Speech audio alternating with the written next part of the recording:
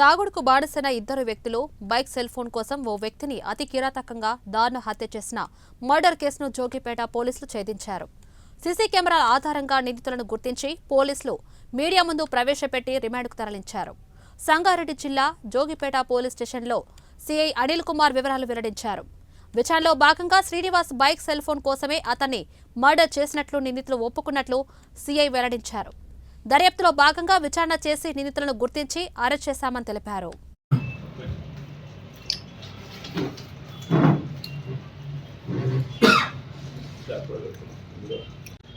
నేను మా ఎస్ఐ మా పోలీస్ టీం అందరం కూడా విజిట్ చేయడం జరిగింది. అక్కడ విజిట్ చేసిన తర్వాత ఒక 25-26 ఇయర్స్ ఏజ్ గ్రూప్ ఉన్న ఒక మగ వ్యక్తి శవము గ్రామ శివార్లోని ఒక చెక్ డ్యామ్ దగ్గర 26 సంవత్సరాలు పేరు చెప్తా. ఫస్ట్ నాకు పేరు తెలియదు. లాస్ట్ కడగండి.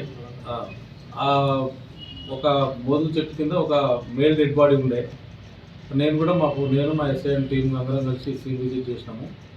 ఆ విజిట్ చేసిన సందర్భంలో ఆ పర్సన్ తాళెల్మ గ్రామానికి చెందిన నాదులాపూర్ గ్రామానికి చెందిన కర్రోళ్ళ మల్లయ్య కొడుకు శ్రీనివాస్గా గుర్తించబడ్డది.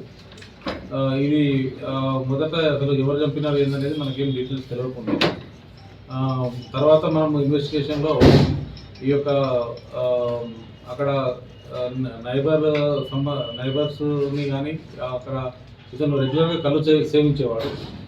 అక్కడ కళ్ళు దుకాణం దగ్గర కానీ ఆ దగ్గర ఉన్న కిరాణం కొట్టు దగ్గర మళ్ళీ ఆ చుట్టుపక్కల మరివెళ్ళి ఆ వైన్స్ దగ్గర ఉన్న సీసీ ఫుటేజ్లన్నీ వెరిఫై చేసి మనం ఒక 2 పర్సన్స్ని ఐడెంటిఫై చేసినాము. ఆ 2 పర్సన్స్ని ఐడెంటిఫై చేసి ఆ యొక్క